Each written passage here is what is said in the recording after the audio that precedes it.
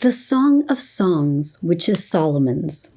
So begins verse 1 of the biblical book, The Song of Solomon, also known as the Song of Songs. The Bible clearly indicates that Solomon, who lived in the 10th century BC, wrote the love song. However, some Bible scholars dispute this. Today, we're going to look at their main argument and then focus on arguments in favor of Solomon's authorship based on archaeology. To learn more, join me for today's episode of All Things Apostolic.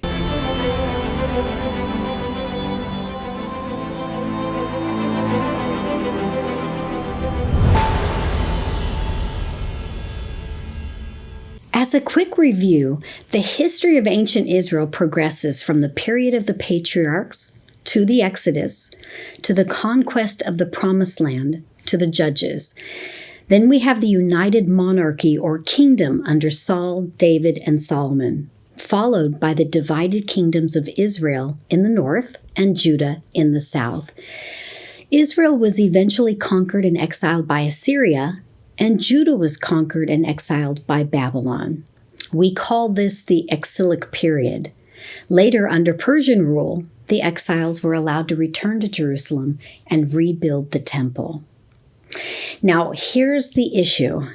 It was during this time of exile that the Hebrew or Jewish people really became a people of the book because they no longer had a temple as the center of their worship.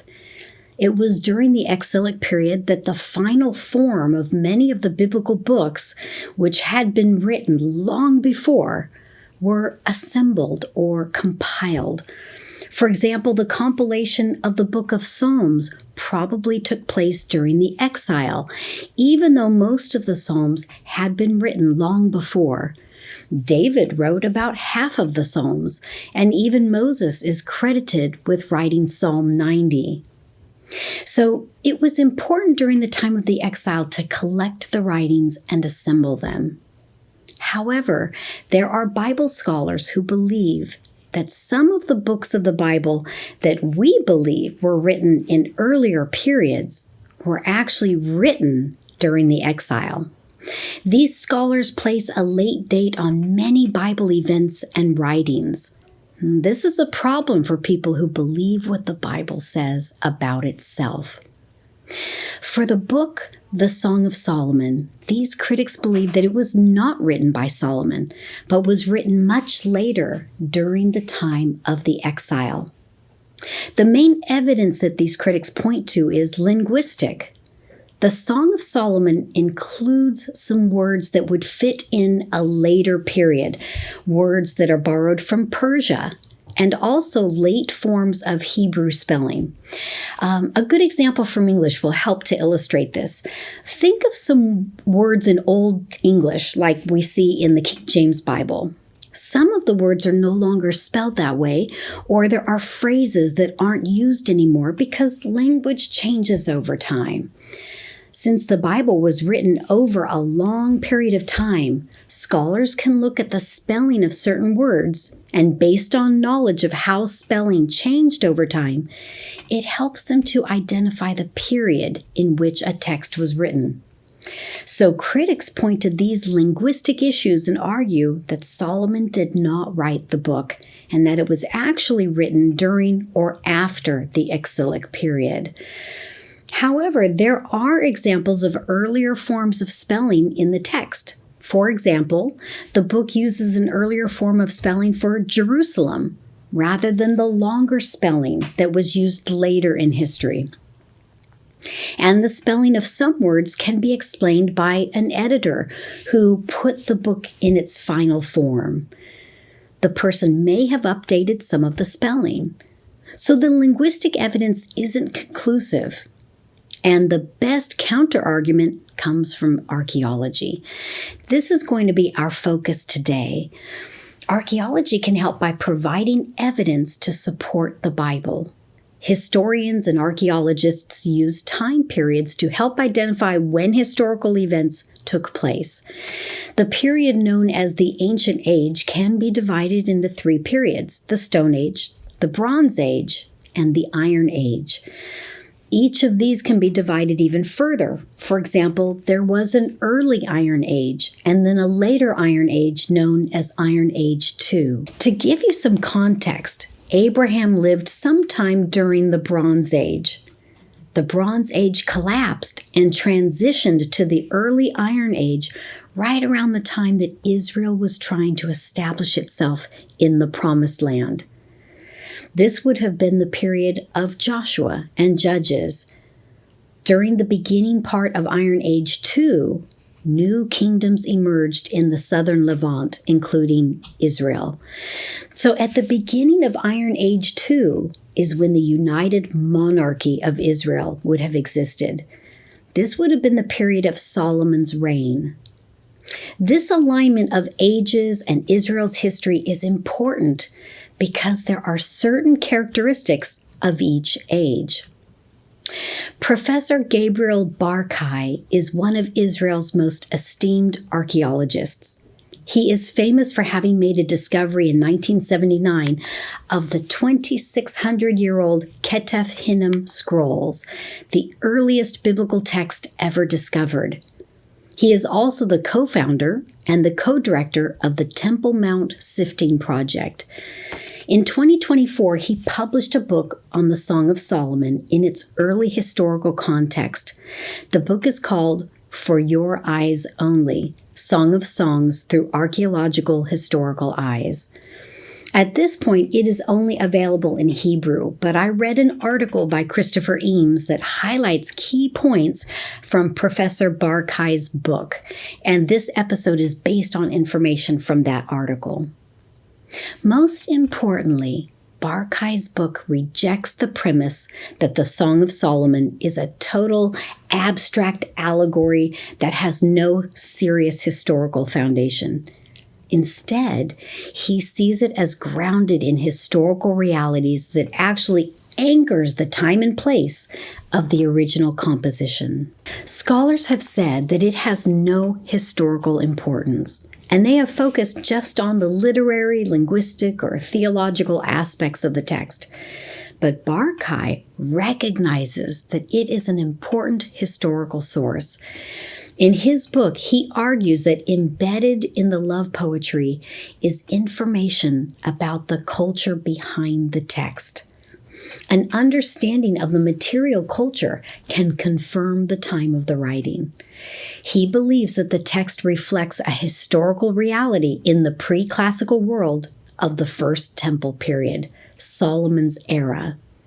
And most importantly, the text does not mention data from material culture of the later Iron Age or after. Evidence from the book helps it fit right where it should be in alignment with material culture at the time of Solomon's reign. So let's review some of the key arguments. One of the key arguments is linguistic. The Song of Solomon has a number of unusual, what we call hapax legomena, words that only appear once in the Hebrew Bible. It can be challenging to determine the meaning of these words because they aren't used in other scriptures, which could then be compared. Unfortunately, the original meaning has often been forgotten over time. There are more than 30 hapax legomena in the Song of Solomon. But over the past century, archaeological discoveries from Iron Age inscriptions have had some of these same unusual words. In Barkai's book, he highlights some of these linguistic parallels, words and concepts found in the Song of Solomon that also appear in Hebrew and Phoenician inscriptions from the Iron Age. These ancient inscriptions help to demonstrate that the Song of Songs, or Song of Solomon, is connected to the culture of the First Temple period. I'll just share one example.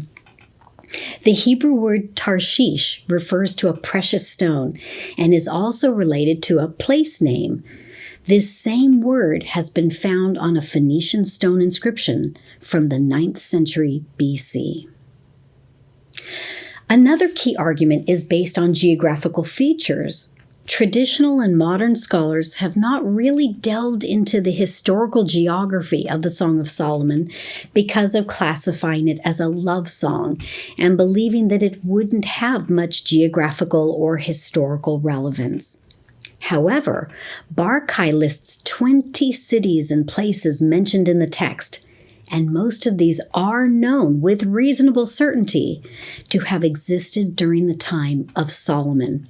In fact, remarkably, among the cities mentioned, not a single one is known to have been inhabited solely in the later stages of the monarchical period or during the Second Temple period.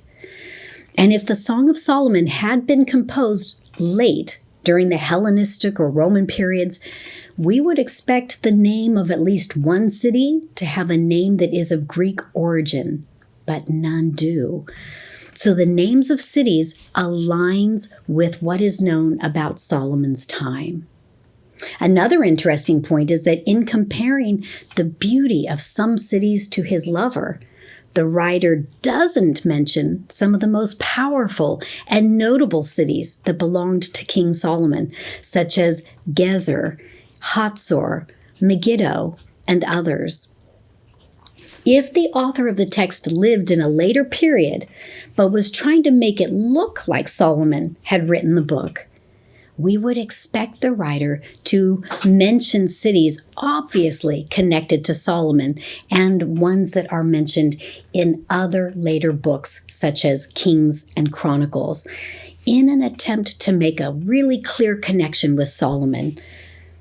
But the geographical information in Song of Solomon omits these obvious cities, which points to it being written independent of these other sources. Another interesting geographic feature in the Song of Solomon is that there are some double meanings of place names. Some Hebrew words that are used have a meaning in Hebrew, and then they also correspond to a location of the same name that would have existed during the Iron Age. For example, chapter 4, verse 8 refers to Ammana, Hermon, and Senir, 3 mountain ranges that overlook Lebanon. The mention of these mountain ranges shows a familiarity and level of detail about the landscape.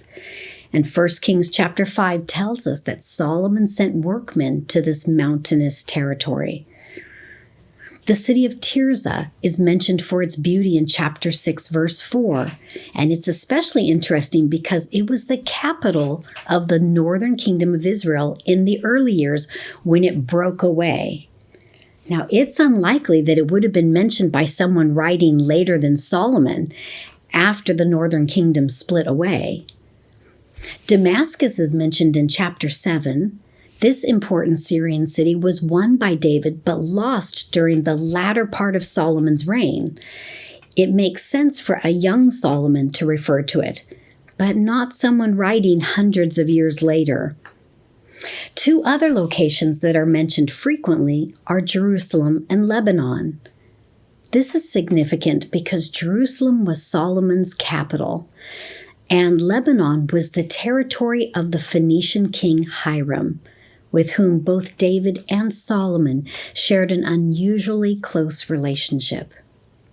Lebanon is also connected to one of Solomon's key administrative buildings in Jerusalem, the House of the Forest of Lebanon. And 2 times in 1 Kings 9:19 and 2 Chronicles 8:6, these 2 names of Jerusalem and Lebanon were singled out together as the key locations of Solomon's focus. Interestingly, in all of the references to Jerusalem in the Song of Solomon, nothing is said about its size. Other texts in the Bible highlight it as a great city, which makes sense later when it expanded in the 9th to 8th centuries BC to triple the size of the original. Based on the description of Jerusalem in the Song of Solomon, one can tell that the city did not include the areas of later expansion. Barrett concludes that the city reflects the smaller ancient core before the significant urban growth. Barkai also points out that the love song features a number of military details, though it knows of no war, which is broadly comparable to the period of Solomon's reign. While there isn't a lot of data, what is known represents the Iron Age II period, and none of the data can be clearly associated with a later period. I'll just share two quick examples. First, chapter 1, verse 9 refers to the chariots and horses of Pharaoh. In previous time periods, references to Egyptian chariots were very negative because of the connection to the Exodus. But in the Song of Solomon, this is a positive reference to Egyptian chariots. This fits well with the period of peace and intermarriage between Israel and Egypt during the time of Solomon. Solomon was known for his trade with Egypt in horses and chariots. Additionally, the added details in verse 10, referring to the jewels on the cheeks and the chains of gold on the neck, parallels how Egyptians decorated harnesses and bridles of royal horses in that time period. A second example comes from chapter 4, verse 4, which says, "Thy neck is like the tower of David builded for an armory, whereon there hang 1,000 bucklers, all shields of mighty men." This practice of hanging shields along the towers and top fortifications, which is recorded in other places in the Bible, is also depicted in reliefs of the Assyrian king Sennacherib from the period around 700 BC. So we know this was a practice in the Iron Age well before the exilic period. There are other examples of evidence that link the book of the Song of Solomon to material culture from the Iron Age too. I'll share just a few more brief examples. The Hebrew word Shushan is usually translated as lily, but it is probably more like a lotus flower. The word is found in the Bible 15 times, and 8 of those are in the Song of Solomon. What is important is that this flower was prevalent in Egyptian, Phoenician, and Assyrian artistic depictions, and especially in Iron Age ivory art. So the book refers to a flower that was known to be popular in the art of that time period. Chapter 8, verse 6 says, "Set me as a seal upon thy heart." The reference to a seal upon the heart is imagery reflective of the typical royal and administrative seal stamps, which would have been worn around the neck, thus effectively lying on the heart.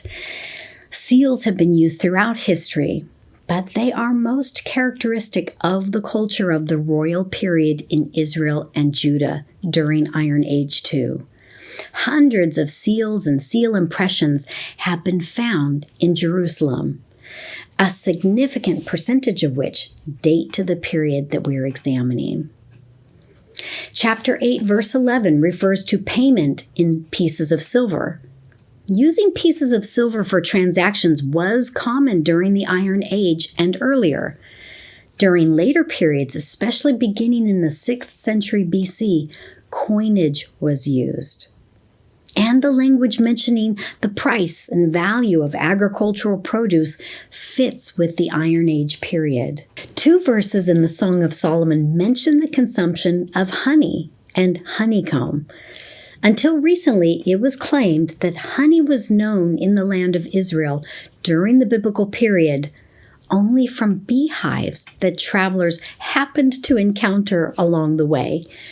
However, an archaeologist discovered an industrial beehive where honey was produced dating to the Iron Age II period.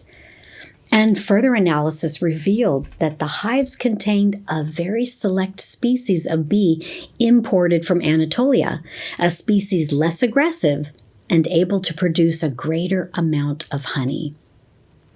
So in addition to this type of cultural material evidence, there are other types of evidence about the veracity of the text and Solomon being the author, such as the love poetry genre, other books of the Bible that seem to have been influenced by the Song of Solomon, and textual unity in which the places, figures, or other details of the book fit days of the united monarchy. From all of the evidence that Barkai has assembled, his conclusion is that the Song of Solomon did originate in the days of Solomon, somewhere in the 10th century BC. The main argument, and possibly the only argument for a late date, is linguistic, and we already covered ways to explain the later spelling. And it is that argument is clearly outweighed by all of the other evidence. So why is this discussion important? One reason is that we want to accurately identify who were the writers of each of the books of the Bible. But also, we want to use evidence to counter Bible scholars who have extreme minimalist positions that deny any ancient backgrounds to the books of the Bible, including the Song of Solomon. They place the writings at a late date, claiming that they weren't written when the text or tradition says that they were. So they deny the historical value of the books. But Gabriel Barkai's evidence is beneficial by demonstrating that the material culture described in the biblical text matches the material culture found by archaeologists in the appropriate time period. It helps to verify the Bible and this particular book as the valuable historical resource that it is. Thank you for joining me for today's episode of All Things Apostolic. And until next time, take care and God bless.